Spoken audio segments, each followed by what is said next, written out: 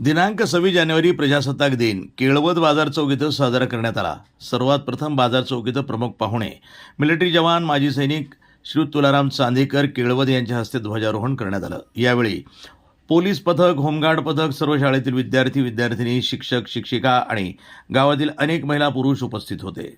राष्ट्रगीत होताच ग्रामपंचायतच्या स्टेजवर मान्यवरही विराजमान झाले। त्यांच्यासमोर लगेच प्राथमिक मुलांची शाळा Kelwad, Vidyavihar primary school, Bhikulal Chandak high school, Bhimrao Bapu Adarsh Vidyalaya, spring valley English school या विद्यार्थ्यांनी सकाळी कवायत तसंच रंगारंग देशभक्तीपर नृत्य सादर करण्यात आले। अनेक लोकांनी बक्षीस म्हणून रोख रुपये त्यांना देण्यात आले।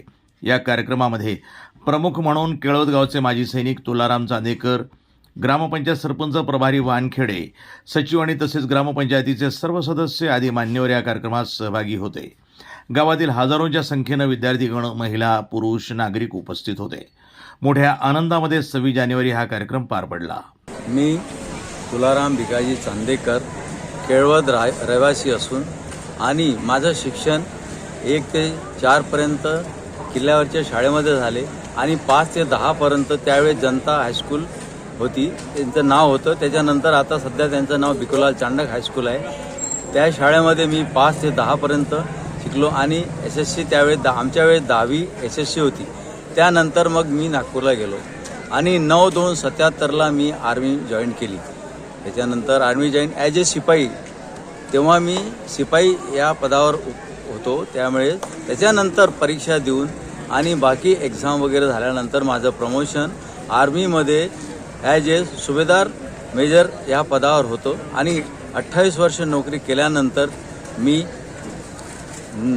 28/2/2005ला रिटायर्ड झालो। माझ्या सर्व्हिसच्या दौरान मी जे कार्य केलेले आहे ते ह्याप्रमाणे शॉर्टमध्ये मी तुम्हाला सांगणार आहे। कारण माझी पोस्टिंग जो आहे 3-3 वर्षाच्या गॅपमध्ये जम्मू काश्मीरला होती। त्याच्यानंतर मी अंडमान निकोबारला 3 वेळेस गेलो।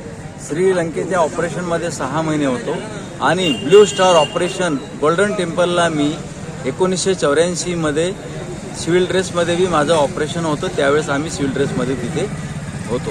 त्याच्यानंतर कारगिलच्या लढाईमध्ये 1999मध्ये मी कारगिलच्या लढाईमध्ये सामील होतो आणि त्या लढाईमध्ये आम्ही जे काम केलं, कारण कारगिलची जी पहाडी आहे ती पहाडी वर आहे, हाईटमध्ये आहे आणि आम्ही जे आहे खालून ऑपरेशन करत होतो।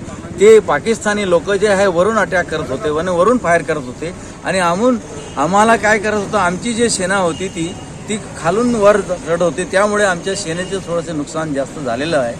तरी पण आम्ही ती पहाडी कॅप्चर केली आणि भारताचा झेंडा तिथे लहरावला।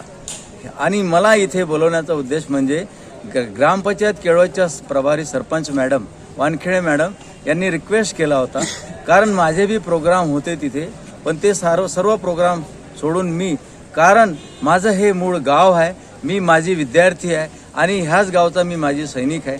त्यामुळे मला खूपच आनंद झाला की मला इथे आमंत्रित केलं झेंडावंदन करता।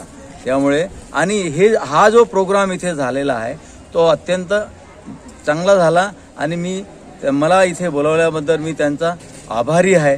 आणि अजून काही माझ्यासाठी एक सेवा असली तर मी केळवदच्या गावासाठी काहीतरी माझ्यातर्फे जे काही होईल ते मी करेल। प्रतिनिधी मंगेश उराळे, NTV न्यूज मराठी, नागपूर।